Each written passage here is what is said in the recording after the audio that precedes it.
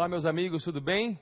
Estamos mais uma vez aqui para o nosso último encontro, a nossa última aula no curso Legislação do Ministério Público, perfeito? Vamos aproveitar bem esses últimos 50 minutos de aula. Você já me conhece, eu sou o professor Cleber Vasconcelos, promotor de justiça e professor de organização do Ministério Público aqui da casa. Tá legal? É uma satisfação estar aqui com vocês e, sobretudo, porque já fui aluno desta instituição e devo muito a ela, porque por aqui eu passei por 3 anos como aluno e consegui o ingresso no Ministério Público. Perfeito? Vamos lá?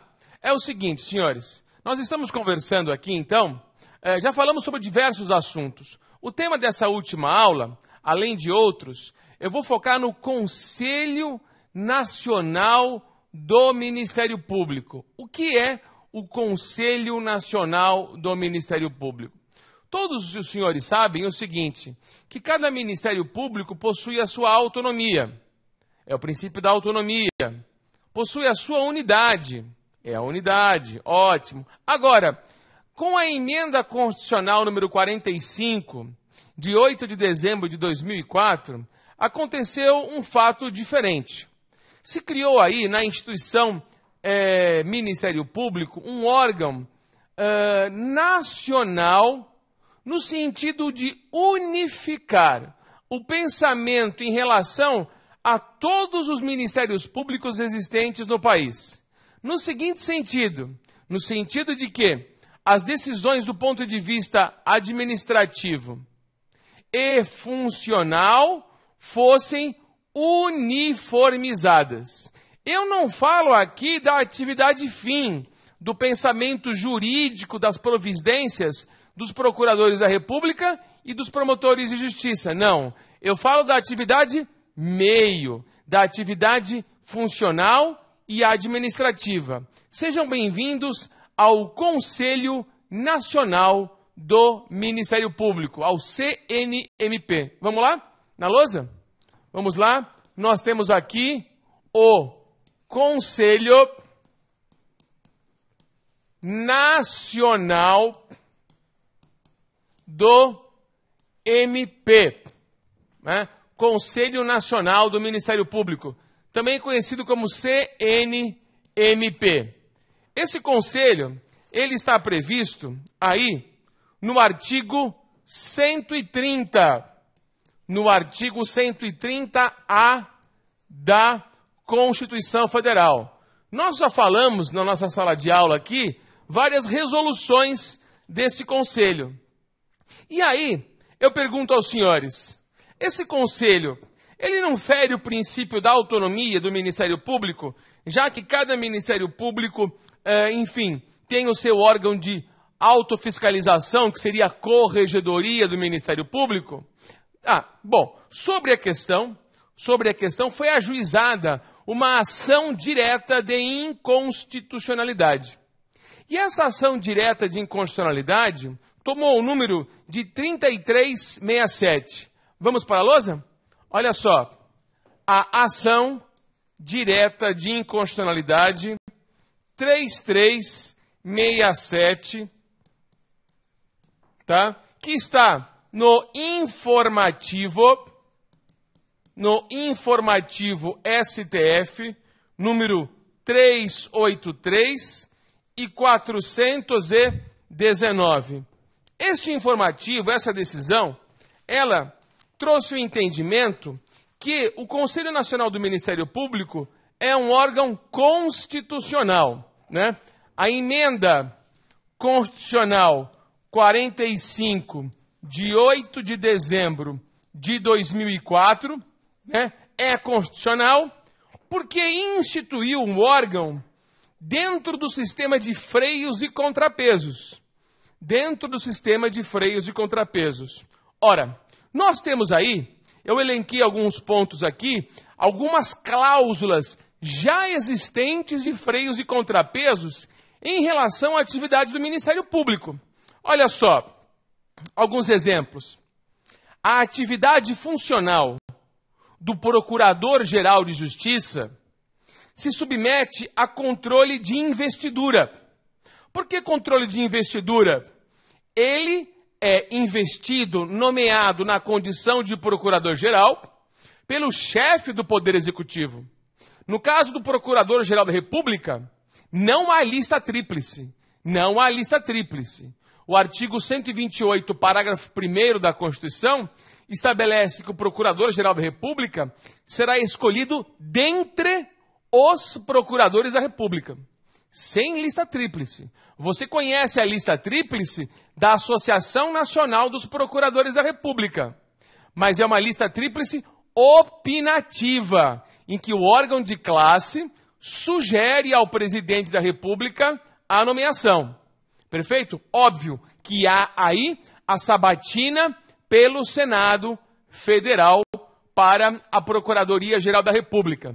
Diga-se de passagem, o Procurador-Geral da República tem mandato de 2 anos, permitida a recondução. Esse a recondução quer dizer que pode ser mais de uma recondução reiterada. Já nos estados, também já existe de fato o controle da investidura, porque os governadores de estado é que escolhem os procuradores gerais de justiça. Agora sim, o artigo 128, parágrafo 2º da Constituição, estabelece que haverá lista tríplice nos estados. Todos os membros da instituição votarão para escolher o procurador-geral. E o governador do estado terá prazo de 15 dias para nomear algum dos integrantes da lista tríplice. Se não o fizer neste prazo, será nomeado automaticamente, de forma tácita, o mais votado. Perfeito? Mas há controle de investidura nas duas situações, pelo órgão do Poder Executivo. Então você percebe que o Ministério Público, de uma certa forma, sofre um controle também do Poder Executivo. Tá? Outra situação, controle de ingresso na carreira. Nas bancas de concurso público, nós temos a participação de um representante da OAB.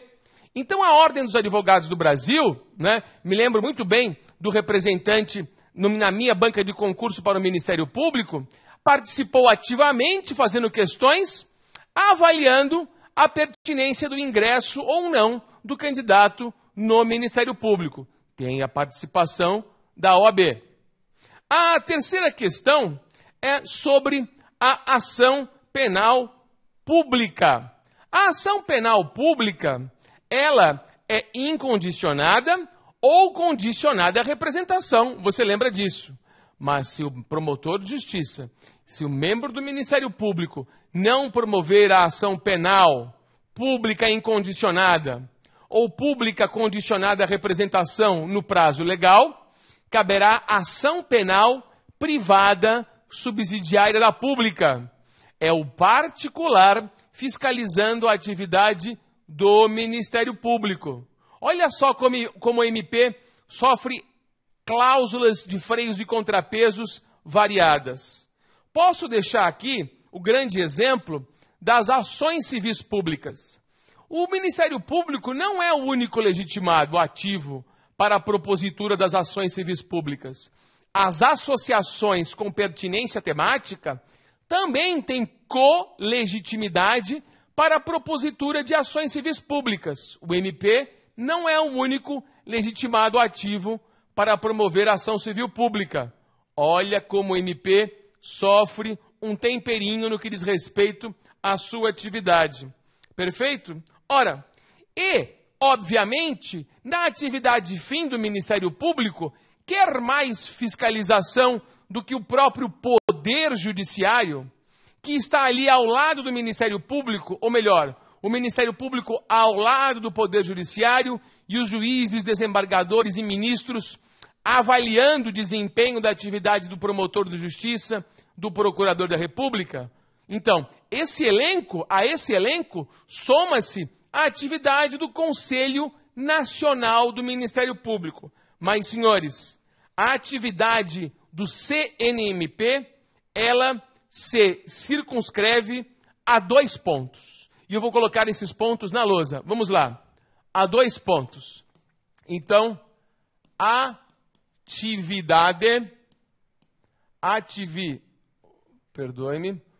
atividade do CNMP.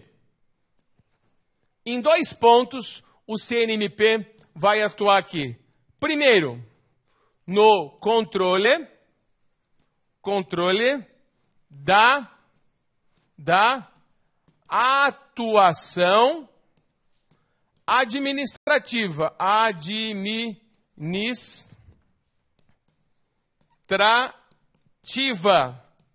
E financeira de cada Ministério Público, de cada MP, para unificar o pensamento. E 2, no controle do cumprimento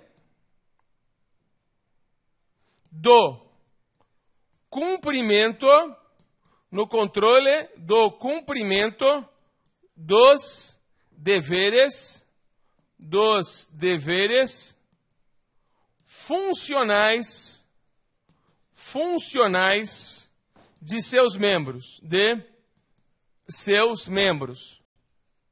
Por quê? No âmbito interno de cada corregedoria, é possível o Conselho Nacional do Ministério Público, inclusive, avocar processos administrativos na área da sua atuação, em relação aos membros do MP, diante de uma eventual omissão ou exagero das corregedorias dos respectivos ministérios públicos.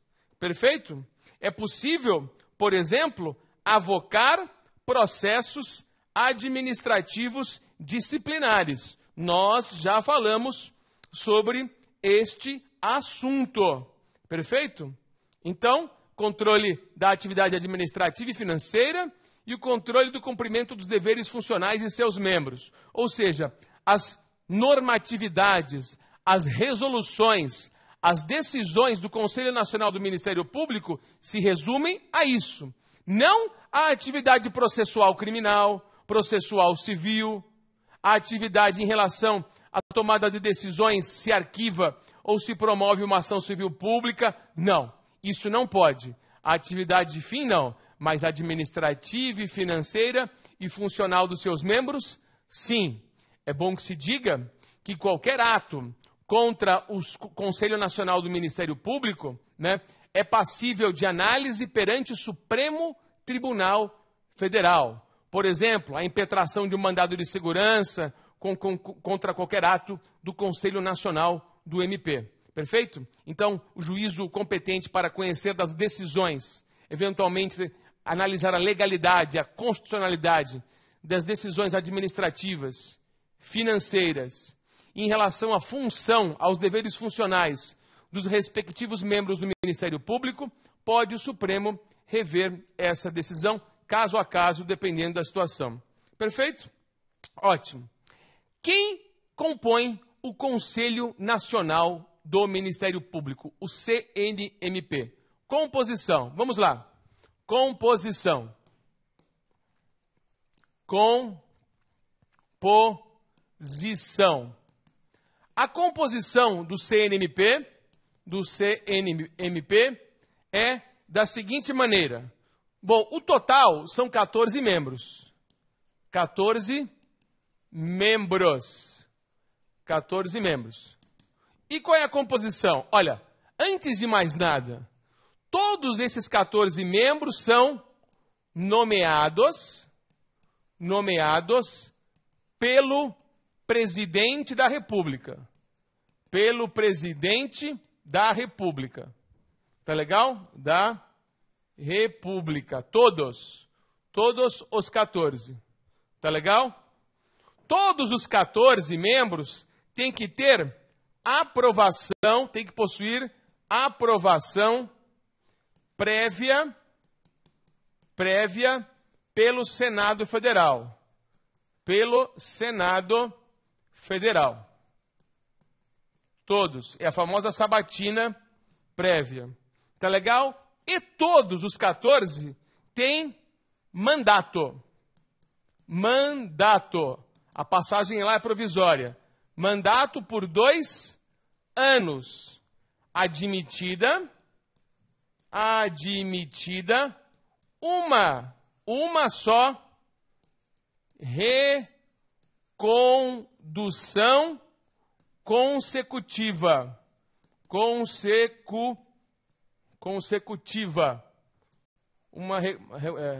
Uma recondução consecutiva. Tudo bem? Essas são as observações que a gente tem que ter em relação ao Conselho Nacional do Ministério Público. Então, mais uma vez, deixando a lousa aí, para os colegas anotarem ou tirarem uma foto, um print dessa tela. Nomeados pelo presidente da República, aprovação prévia pelo Senado e mandato de 2 anos. Tudo bem? Ótimo. Tá legal.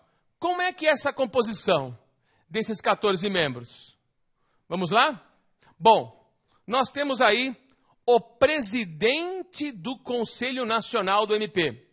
Quem é o presidente? É o Procurador-Geral da República. Então vamos colocar na lousa. Quem preside o CNMP é o Procurador-Geral da República, que é membro nato, inclusive, desse conselho. Sempre ele será o presidente, o Procurador-Geral da República. Tá legal. Aí, essa composição, bom, você sabe que são 14, né? Número 2, nós temos 4 membros do MPU, do Ministério Público da União. Quem integra o MPU?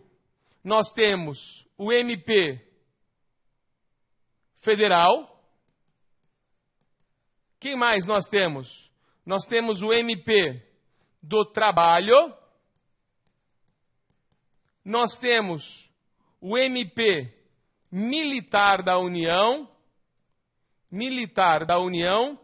E o Ministério Público do DF e Territórios. Quem são esses 4? Quem são esses 4 que vai se somar ao Procurador-Geral da República? É um desse, mais um desse, mais um desse e mais um desse. Um de cada um.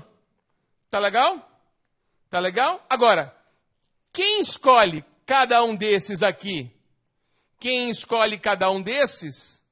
Isso está na Lei 11.372 de 2006. Essa lei fala que cada MP destes aqui, ó, esse e esse, elaborará uma lista tríplice. Uma lista tríplice. Tá bom? Cabendo ao procurador-geral de cada instituição, a indicação ao Supremo. A indicação ao Senado Federal. Então, aqui nós temos o Procurador-Geral da República, nós temos o Procurador-Geral do Trabalho, o Procurador-Geral Militar e o Procurador-Geral de Justiça, respectivamente, desses 4 MPs. A classe vai votar, MPF, MPT, MPM e MPDF Territórios, e aí nós teremos lista tríplice em cada MP. E aí o Procurador-Geral de cada um desses órgãos, dentro da lista tríplice, escolherá um. E esse um será o indicado.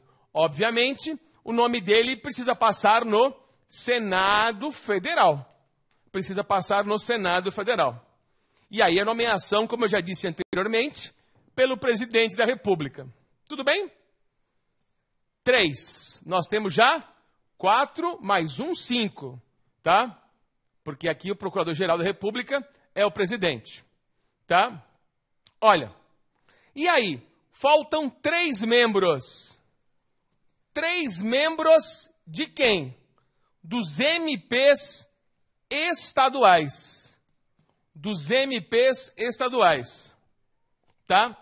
Agora, nós temos aí 26 ministérios públicos estaduais. 26.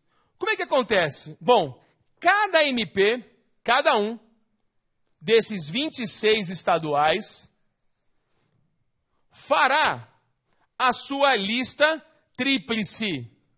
Lista tríplice. Cada um.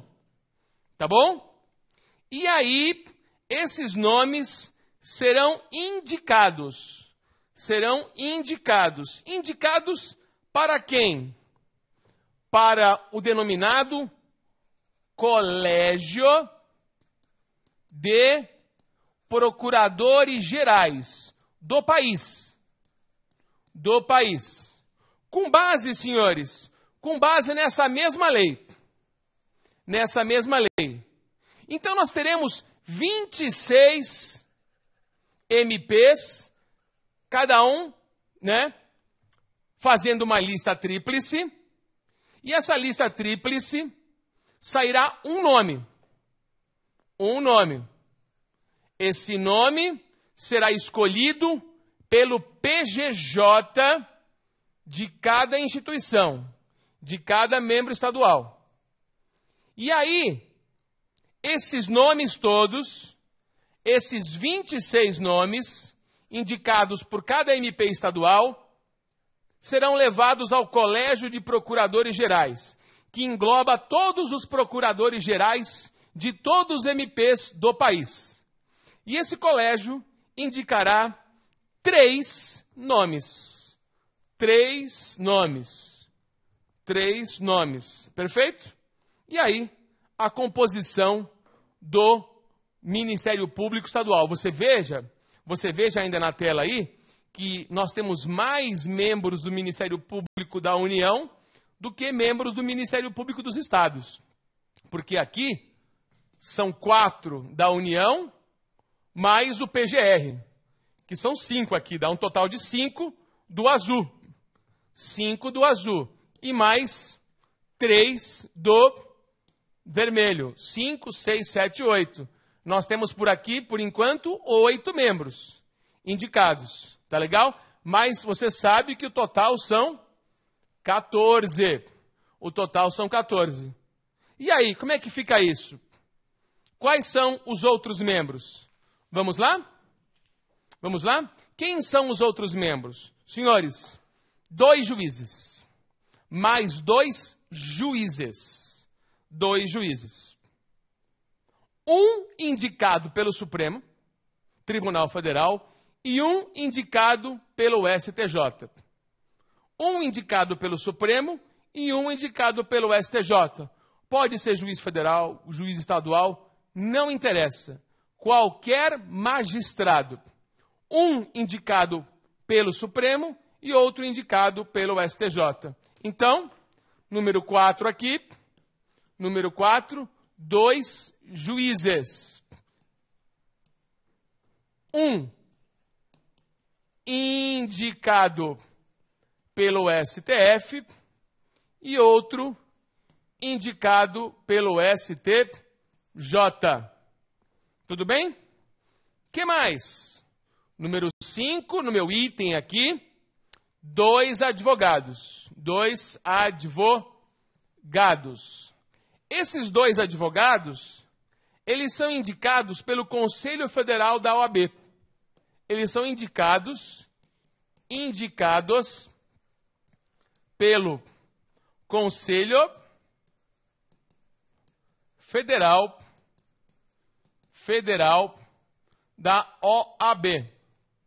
Pelo Conselho Federal da OAB. Tudo bem? E faltam mais 2 pessoas, porque nós temos 12. No item número 6, 2 cidadãos.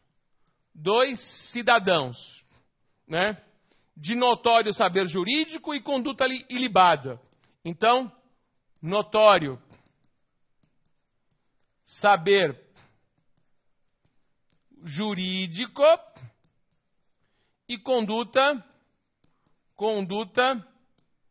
ilibada. E quem são essas pessoas? Um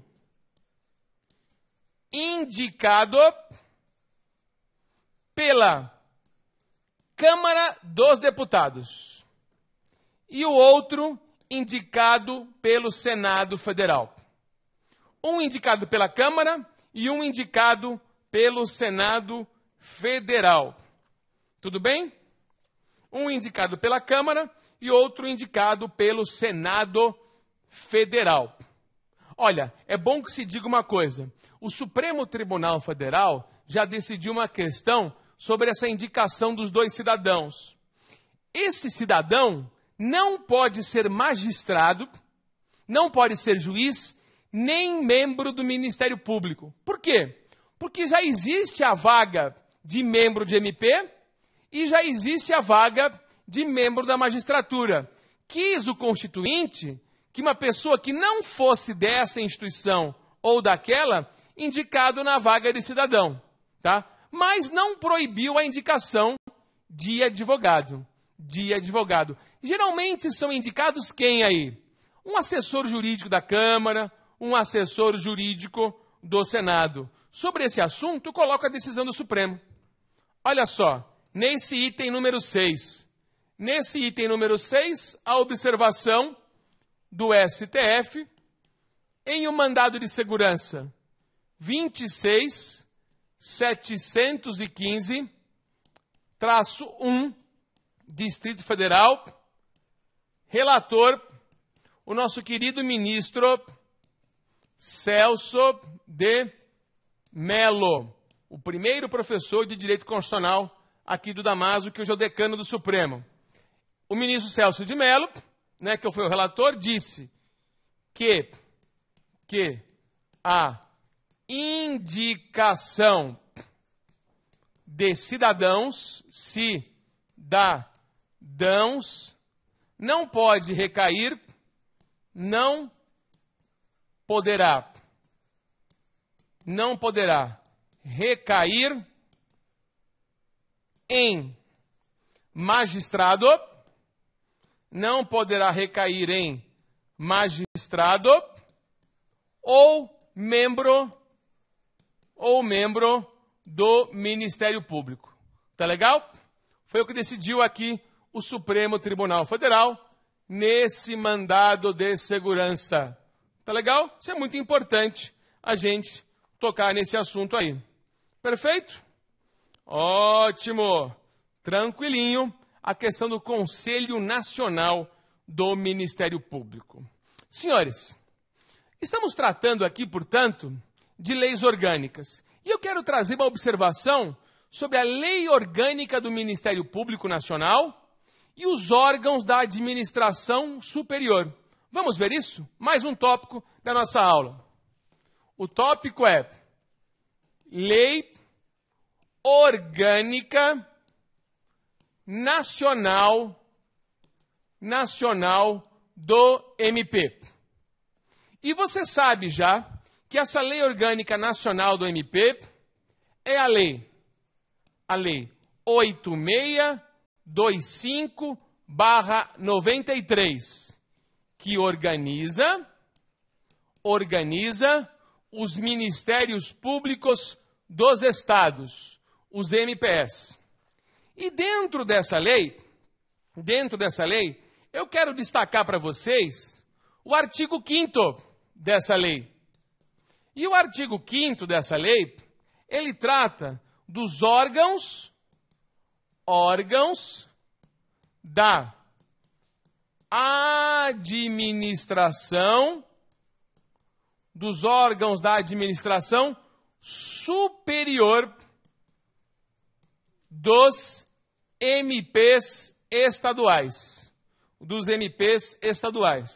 Então, fique bem claro aqui que a gente vai ver agora. Vamos visitar, vamos aqui estudar os órgãos da administração superior dos ministérios públicos que devem seguir esta regrinha. Tá legal? Perfeito? Ótimo! Vamos analisar o primeiro órgão da administração superior. O primeiro órgão aqui da administração superior do Ministério Público é a Procuradoria Geral de Justiça. A Procuradoria Geral de Justiça. Olha só, senhores. Acompanha comigo aqui. A primeira coisa, você aprendeu comigo, já falei, o artigo 128, parágrafo 2º da Constituição. O Procurador-Geral de Justiça dos Estados e do DF serão escolhidos pelo chefe do Poder Executivo, com uma diferença. Os MPs dos estados são MPs, obviamente, estaduais. Quem é o chefe do Poder Executivo estadual? O governador do estado. Então, os membros do MP de primeiro grau e de segundo grau, os promotores de justiça e os procuradores de justiça votarão. O voto é plurinominal. Ou seja, você poderá votar em até 3 membros, porque a lista é tríplice. O voto é obrigatório. Voto plurinominal. Voto obrigatório. O voto é secreto. Perfeito? Essa pessoa, os colegas do Ministério Público estaduais, escolherão os 3 mais votados. Com os 3 mais votados, esses nomes vão ao governador do estado. E o governador do estado terá 15 dias para nomear algum dos 3 da lista. O primeiro, o segundo ou o terceiro. Se no prazo de 15 dias, como eu falei para vocês, 15 dias corridos, não houver nomeação, será nomeado tacitamente o mais votado. Tá legal. Mas isso funciona no Ministério Público do DF e territórios? O Procurador-Geral de Justiça do DF e territórios é nomeado pelo governador do DF? Não. Por quê? Porque o Ministério Público do DF e territórios é da União. E se é da União, quem é o chefe do Poder Executivo da União? É o Presidente da República. Então, a nomeação do Procurador-Geral de Justiça do DF e territórios é incumbência do Presidente da República, que é o chefe do Poder Executivo da União. Tá legal? É assim que funciona a nomeação do Procurador-Geral de Justiça. Tá legal? Bom, o Procurador-Geral de Justiça tem várias atribuições importantes. E eu destaco uma, por exemplo, a iniciativa de projetos de lei. De projetos de lei que digam respeito à pertinência temática do MP. É a iniciativa legislativa que o Procurador-Geral de Justiça tem para apresentar projetos, por exemplo, na Assembleia Legislativa dos Estados, para regulamentar questões que envolvam o Ministério Público daquele respectivo Estado. Perfeito? A iniciativa legislativa. 2 situações também que são peculiares ao Procurador-Geral de Justiça. A primeira, ele é membro nato, você está anotando? Membro nato de dois colegiados, do Colégio de Procuradores de Justiça, do Colégio de Procuradores de Justiça e do Conselho Superior do Ministério Público. O PGJ, ele é membro nato do Colégio de Procuradores de Justiça e do Conselho Superior do MP. Já falam nesses dois órgãos. Tudo bem? Ótimo! Muito bem. Muito bem. Vamos verificar agora o segundo órgão da administração superior. Vamos lá? O segundo órgão da administração superior, que é o Colégio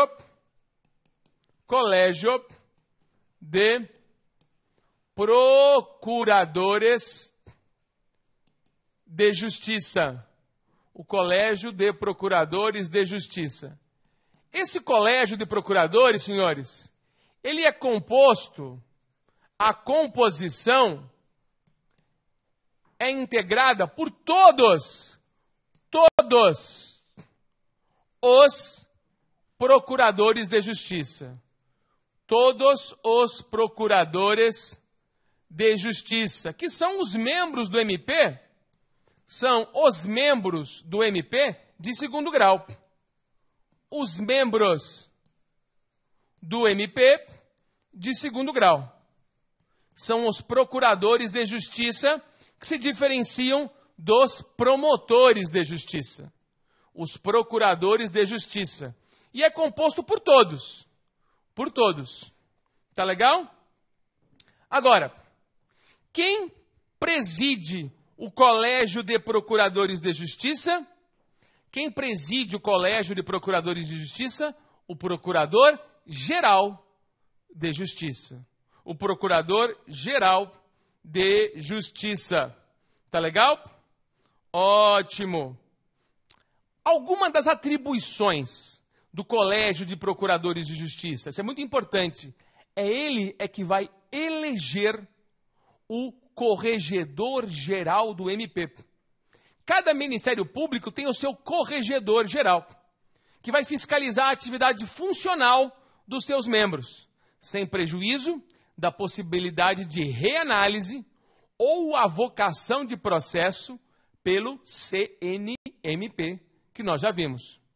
Então, a eleição do corregedor-geral do Ministério Público, isso é muito importante, é realizada pelo Colégio de Procuradores de Justiça, por todos os procuradores. Tudo bem? Da mesma forma, meus queridos amigos, a destituição do corregedor-geral. Se ele pode ser eleito, ele pode ser destituído. Por quem? Pelo Colégio de Procuradores de Justiça. Por quantos membros ele pode ser destituído? Por 2/3 dos seus membros. 2/3 do Colégio de Procuradores de Justiça. Tudo bem? Tá legal? Agora, esse colégio tem várias atribuições.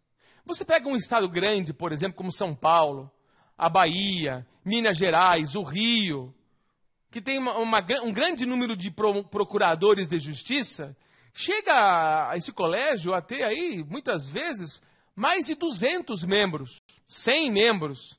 Fica até difícil reunir esse colégio numa sala. Então, o que acontece? Acontece que a Lei Orgânica Nacional do Ministério Público possibilita fazer um petit comité. Como assim um petit comité? A palavra não é bem essa. Um chamado órgão especial do Colégio de Procuradores de Justiça. Isso é importante. Vamos colocar? Olha só. Nós temos a possibilidade, portanto, de ter aqui o órgão, ele não é membro da administração superior. É um fracionamento, nós estamos falando em fracionamento do Colégio de Procuradores de Justiça, que é o órgão especial do Colégio de Procuradores, do Colégio de procuradores de justiça. De procuradores de justiça. Esse órgão especial, senhores, é composto por quem?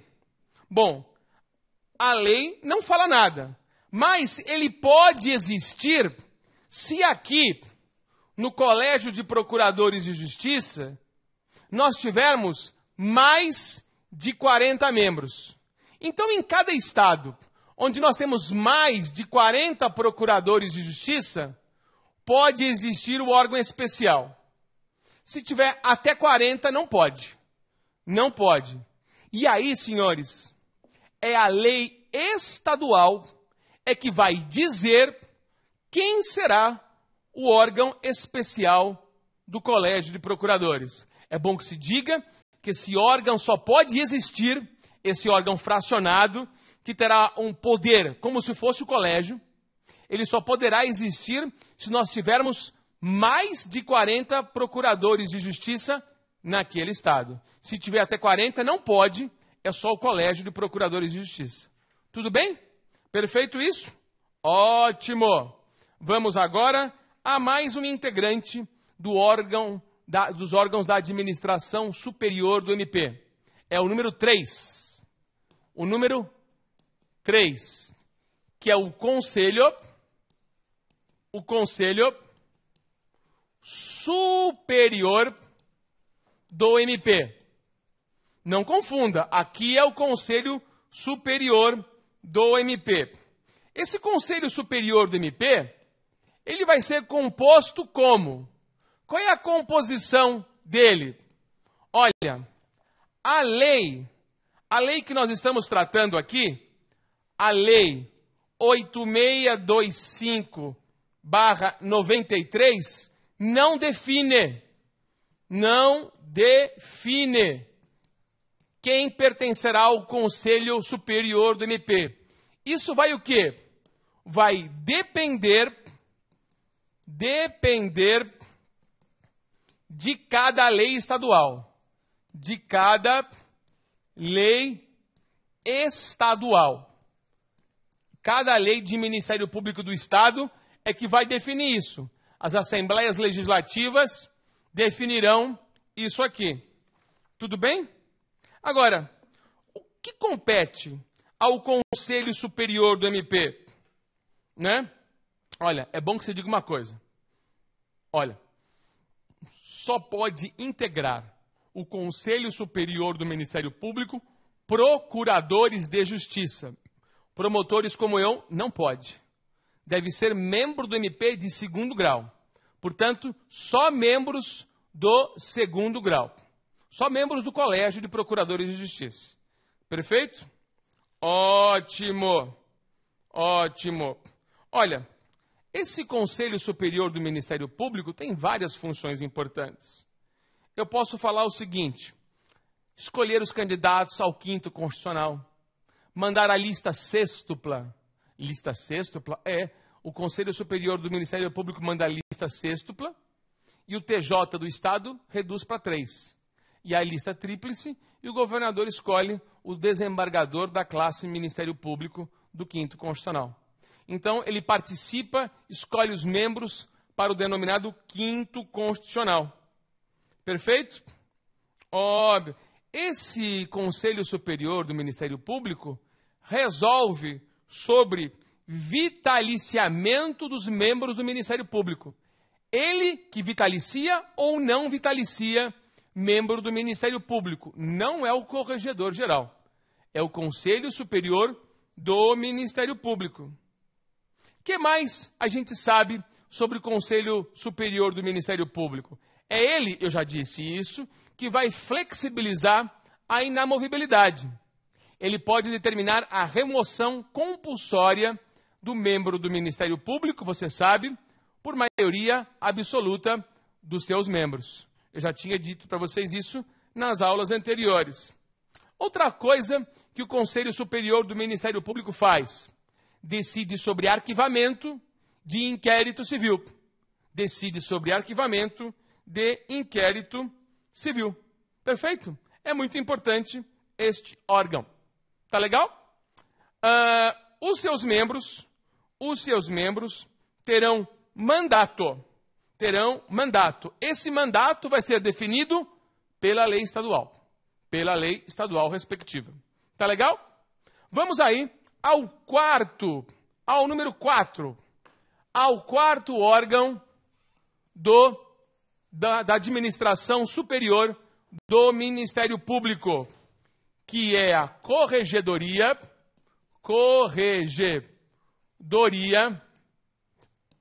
Geral do MP. A Corregedoria Geral do MP.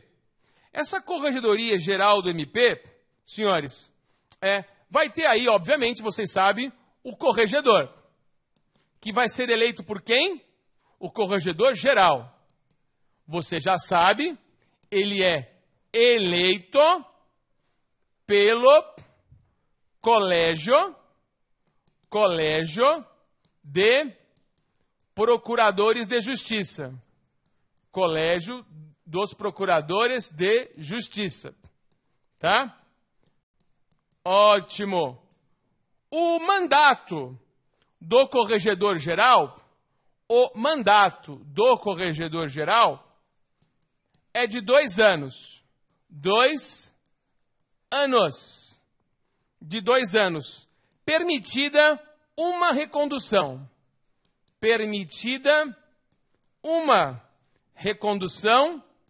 Recondução consecutiva.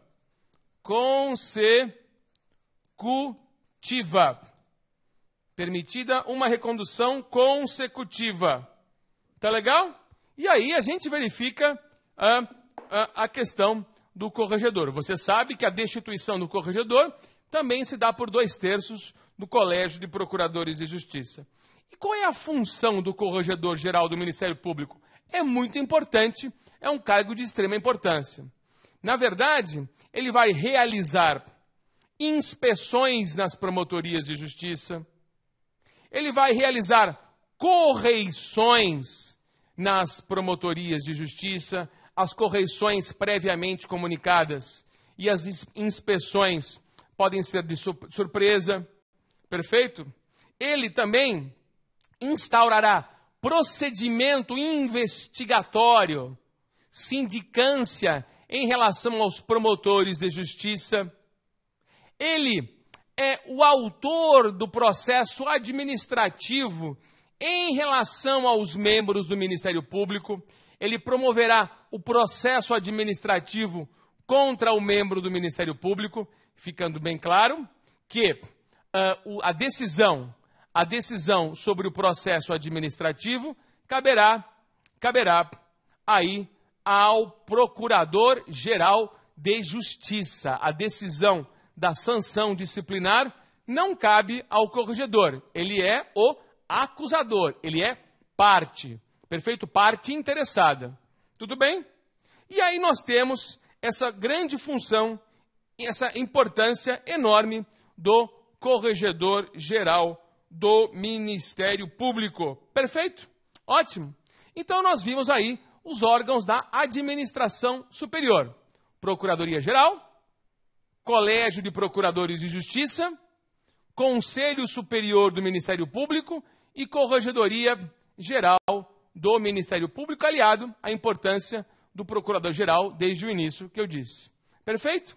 Então, meus caros amigos, nessas palavras finais, dessas 5 aulas que nós tivemos de Lei Orgânica do Ministério Público, eu quero desejar de coração para vocês que vocês sigam bem em frente, façam boa prova, estejam bem atentos e preparados. Queria que colocasse o meu endereço de Twitter aqui no rodapé. O meu endereço é @prof_clever. Tá vendo aí? Qualquer pergunta, qualquer comentário, você fique à vontade. Eu estou à disposição 24 horas por dia no Twitter para responder questionamentos sobre a matéria. Tá legal? Foi um grande prazer estar aqui com você no Damásio.